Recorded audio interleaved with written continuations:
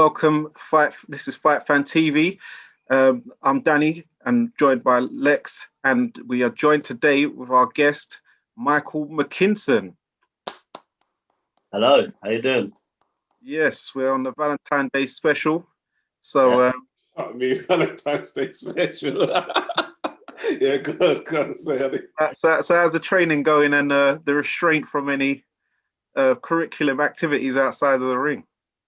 No, we're focused right now. We're very focused. We've got one job to do. So yeah, training's going very, very well. I'm excited, but I'm fully focused on my sixth. Before we get into it, obviously, we know you've got a fight coming up with Chris Congo. Yeah.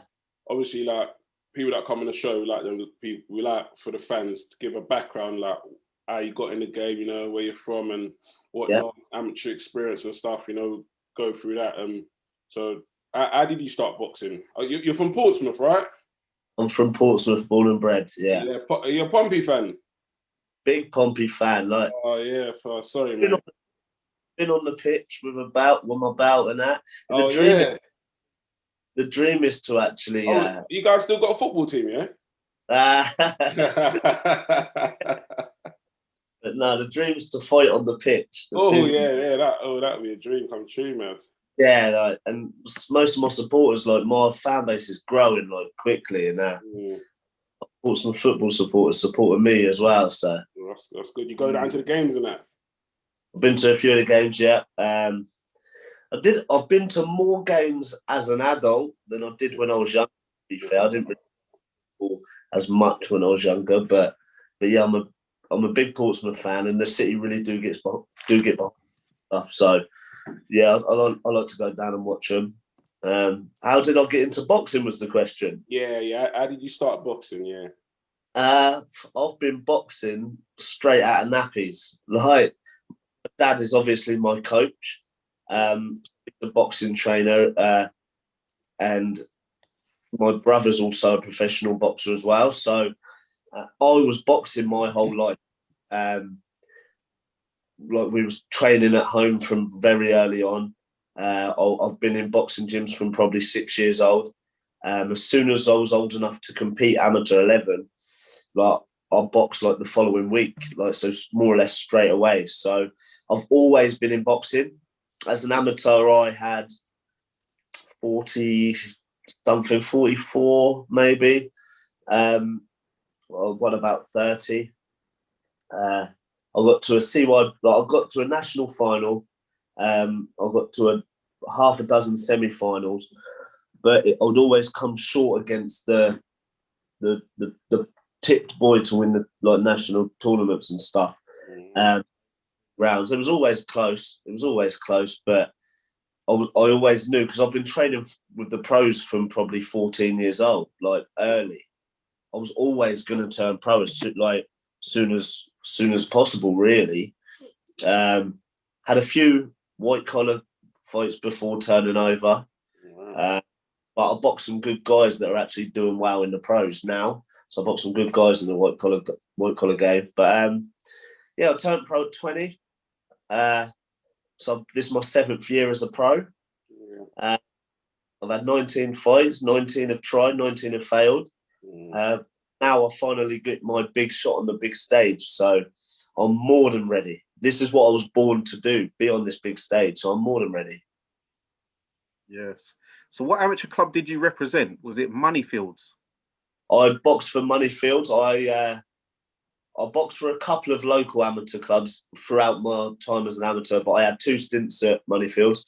I finished a couple of stints at Moneyfields. I finished my amateur career there as well. So that's the club that I call my club. Okay, so you would have been with Mark Coombs and the Lee brothers. Yeah, so the first time I was probably 3rd, and they were all the seniors. Mark Coombs, Ash and Josh Lee, they were the ones that we'd look up to as I was a young lad, And then obviously Mark Coombs turned pro, and I started training with the pros for the first few years. He was a pro, so I've done a lot of training with him. That's good. So with you being down from Portsmouth, so you're hoping to bring some big nights back to Portsmouth, like the old legend Tony Okikoki, yeah? Yeah, that's it. I think I've done and doing the best since him. What he did for Portsmouth, he brought Sky Sports to the city. You know, if I can do that, obviously I'm boxing on Sky Sports now, but if I can bring Sky Sports back to my city, that would be a very good thing. I grew up around Tony. I grew up around him, seeing him most days and stuff like that. So yeah, if I can do what he done, I'm happy. So fast forward, you signed with have you been with MTK your whole boxing career, or? No, I signed with MTK 2018, May 2018. Like I'd won 2 bouts, and the phone wasn't really ringing. Like I was, I think, 13-0. I'd won the WBC Youth and I'd won the WBC International. And we wanted big fights. We was ready for them, like back then, but the phone weren't happening. So like we signed with MTK. Obviously, MTK is a team of opportunities. Like I managed to get some opportunities straight away. I fought McNess, my first title. I fought him in his home. Yeah, good. Well, like and cause make a massive statement on March 6th, because it will be a massive statement. Because the bookies have me as the underdog. I'm guessing the boxing world, and when people are having their picks, they'll probably edge Chris over myself, which let them. I'm happy with that. Me and my are very, very confident, and we are going to come and rip it all away from him. Yes. Yes. He sounds just as confident as you do. So this is going to be a fight. Confident. He knocked out Luther Clay. Now he thinks he's king of the world. You know, let him be confident. Let him think I'm not a puncher. Let him try and walk through me. It's not going to happen. It's not. Yeah. So how did the fight actually come about? Because I know there was something where it was either your dad or MTK got in touch with Spencer, Fear and I heard. How did that come about, the fight? No. So basically, after my last fight, obviously, I got out of the ring, and when we had the interview, he's the name that I said I wanted. Like I think Chris is the most dangerous one out of the lot, but he's the name that I wanted to fight. He's the name I called out like straight away. And then Spencer was there. He got us on his live. Me and Chris went live, and there was a bit of back and forth. And I said to him, I'd be straight back in the gym and I'll fight you in December, because he was due to fight in December. I said, 8 weeks after my previous fight, it was the date he was meant to fight at. I said, do it. He chose a different route. He got a fight with Liam Taylor or something. But I said to it, everything went quiet, and that was the end of the Spencer Fear and stuff.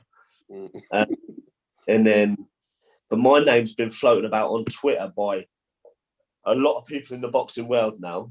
Michael Mckinson, and obviously Eddie Hearn's been hearing my name. Coogan mentioned my name, and I think Eddie Hearn must have mentioned it to Dillian Whyte and Congo, and that's how it like came about. But I don't actually know how it came about.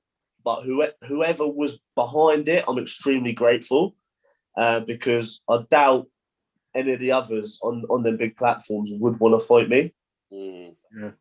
And does. So I'm extremely grateful for my opportunity. I'm taking it with both hands. I'm exposing him, and then I'm standing on that platform. Would you say you're one of them fighters, like, how do you call it? Is it like a big risk, like low reward kind of thing? Yeah. Who needs them, club? Yeah, how it always has been. And if you look at me, I make good fighters, because everyone I fight are good fighters. Like, I'm rarely in a fight where I'm expected to just wipe the floor with the opponent. Never, right? So they're all good fighters, but I make them good fighters look rubbish, more or less. Like, if you watch me fight, I'm making good fighters look bad. So why would them big boys with all the money behind them and all the publicity behind them want to fight somebody that makes them look bad? No, it's true. So earlier you were saying your dad's your trainer. Your dad, has he got a lot of experience in the boxing world, or first person he's trained? Talk to us a bit about Papa Mckinson. A professional boxing license. I think I'm just trying to work maybe about 18 years. Wow. 19. So he got into it when Tony Oki was coming through. He was Tony's friend. Train alongside him, help him out with little bits, but and then he used to work and do like corners on like the old Maloney shows, and learned it, and then he's trained fighters like what local fighters? Mark Coombs, Floyd Moore, my brother Lucas Ballingal, a couple of area champions. I'm probably the most successful he's trained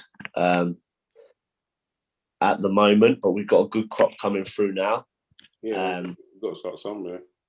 I think for the city of Portsmouth in the future, there's going to be some real good talent and real good fighters coming through. So obviously, you know, getting trained by your dad. How's the relationship? Is it? Does he push you a bit harder? You know, does he go? How's it? Growing up, we had it tough.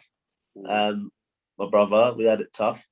But like nowadays, I'm a professional. He knows I'm a professional, so like he doesn't need to, like, he pushes us, but I know I'm like, there's nobody as dedicated as I am, you know. So I get it done. We got a good relationship. Like I said, I've been a pro. This is my 7th year as a pro.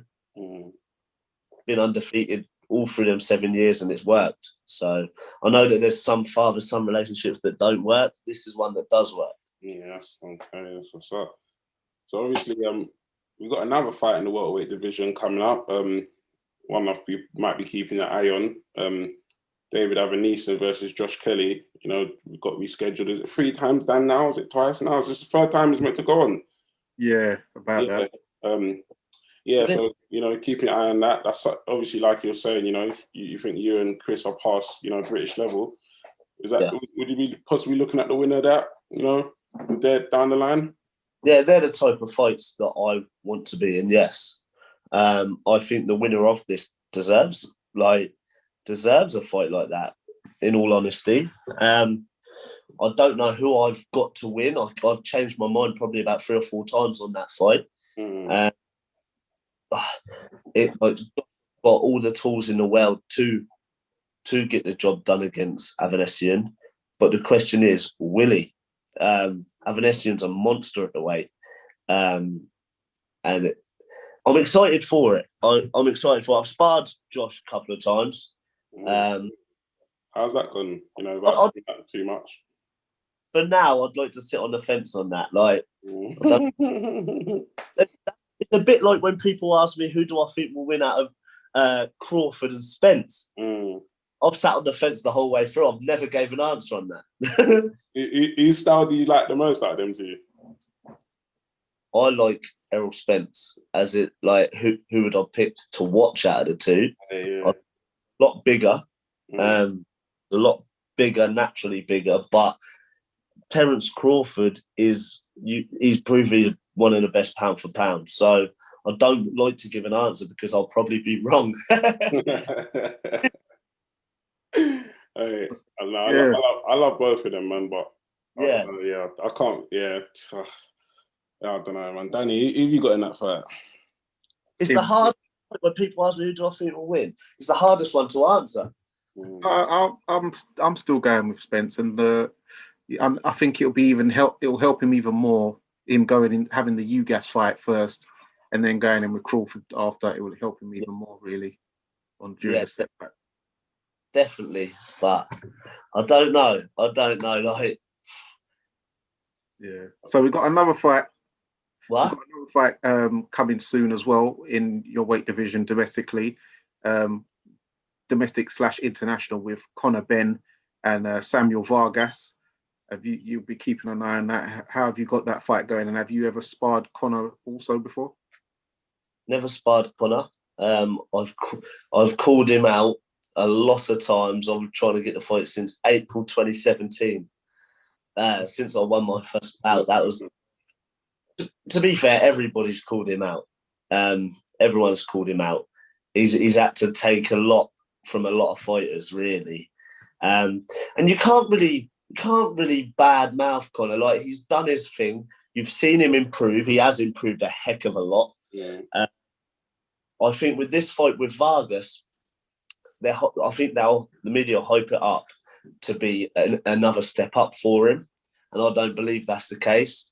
I don't think Vargas would be different than Formella, as in the result.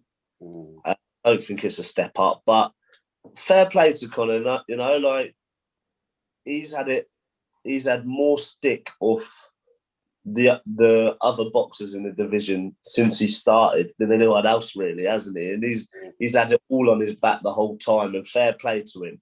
He's improving. He's looked after, and yeah, like, hopefully in the future that'll be another fight for me. Like, I've been waiting a long time. Oh, but that's really refreshing to hear you speak like that of him, because you could have just, you know, come on here and just started slating him. I called him out and he don't want it. He don't want it. You know what I mean? But you've said that because of his name and who his dad is, that everyone's targeting him, including yourself, and he's doing his thing, and he's just going to move at his progression at the rate he does, and hopefully you get it down the line. And, you know, something like that, you know, with a good, clean heart like yourself, the way you're speaking, you're probably the most likely to get a shot at him, you know, due to your good nature. And you. Wow, I think I'll go over to Matchroom and I do a job on Chris Congo. Eddie's not going to let me anywhere near his Conor, but I've met Conor. He was ringside at one of my fights, and I remember getting to the venue, and people say, "Oh, Conor's ringside." Bear in mind, I'd been calling him out for 2.5 years. It was a few hours before my fight. I thought, right, I'm leaving the changing rooms. I walked straight to ringside, put my hand on his shoulder, and obviously went up to him and stuff. And he's a nice lad. He's a nice, you do get idiots in boxing, and you get a lot of horrible people. He's a genuine nice lad. But if that fight ever happened, mate, I'd love it. I would love to fight him.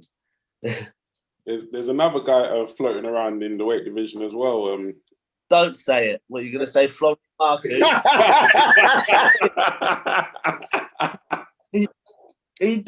he don't deserve to be mentioned in the same sentence as us. Mate, yeah, but you say that now, but I hear that because he ain't got the experience. He ain't got the experience. Exactly.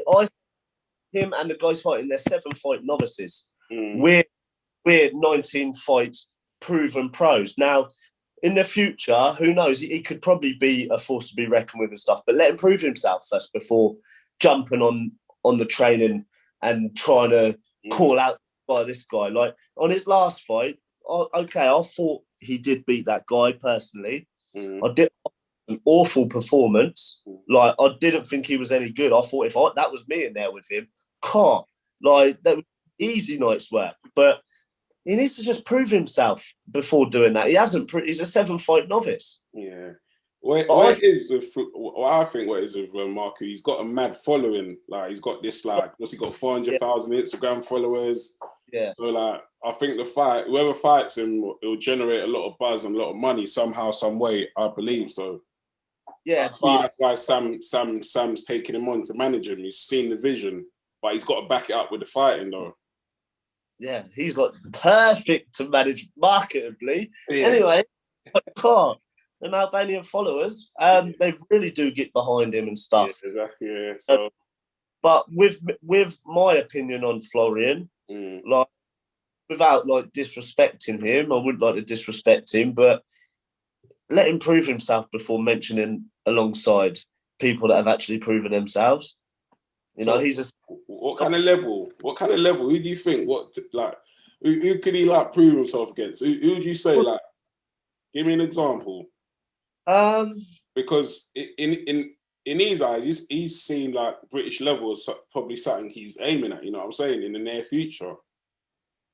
Well, then he would think that maybe Chris Jenkins would that prove something? No, but he thinks Chris Jenkins and him are past that level.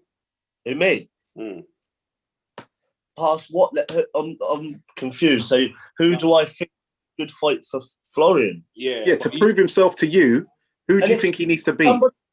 somebody with experience that have been in title fights before, and won a few titles before. Like, do you know what I mean? Like this guy's fighting this Charlton had a good win, but like they haven't even had 10 pro fights yet. You know, I think it'll be a good fight. I don't know who the bookies have got as the favourite on this one, but yeah, I'd like Ryland Charlton to win because he's like he was the underdog when he got his win last time, and he's like the people's champion, really. I think everyone would be getting behind Ryland, but yeah, like this would be a decent fight for Florian, but he needs to fight someone that's not a novice to be able to get my respect. No, I hear that. If Florian was humble, he'd have more respect, but he's not. And the way he like makes himself look like he lost the fight. Like, no, he drew the fight. I thought he won. A lot of people thought he won, but they gave it a draw. And then the first thing he's doing is like in the British public and coming over here. Like, that's not something he should be doing, you know? Yeah. Like, but yeah, every fighter's got more respect. And obviously, I don't really badmouth a lot of fighters, but let him just prove himself first. Like I'll get bored of people mentioning like Conor Benn, Chris Congo, Josh Kelly, Michael Mckinson, and then mentioning Florian Marco's name in the same sentence. It doesn't make sense. No, that's true. Obviously, like maybe you know what it is. You're like you said, your profile's like you're like, let's say you're underground boxer. Not a lot of people know you, but obviously, of recent, people are getting to know you. So like for the British public, like before you go, like can you just tell them like what you're about and you know what's gonna happen against Chris Congo on is it March the 6th? Yes. March the 6th. And it's closer and closer. More and more confident. I'm like more and more confident, mate. Like there's no doubt in your mind. There's no doubt in my mind. I've got so much self-belief in myself, my hard work, my team around me. Like it's been a long time coming, and what makes it even more sweeter, I've done it harder than most others to get here. Now, getting the victory against what people think is one of the most dangerous fighters in the division, it's going to be even more sweet, you know. So yeah, I'm excited. I can't wait for March the 6th, and I think March the 6th, my career starts. So if 19 fights in, and that's when you take off, you know. How ironic is that, mate? That's it. Yeah. So how do you see the fight going? Stoppage, points? Listen, I think he's gonna try and just disrespect my power early on. He's very confident as it is, and it's gonna play into my hands. It's gonna play into my hands, you know. Like I really do think I can get to him. I genuinely think I can stop Chris Congo. It's going to be a hard night's work for us both, but I'm ready for it. Like I'm ready to go through hell and back to get that win. So I can't say, I can't predict of how it's going to go. Like as in how the win's going to go, but I can guarantee it's a Mckinson win on March 6th. I'm loving the energy and the confidence, man. You're very convincing. Very convincing. Anyone as hungry and as confident as I am. Obviously, top of the bill, we got the Dillian Whyte Povetkin rematch. How do you see that fight going? I think Dillian Whyte will stop Povetkin.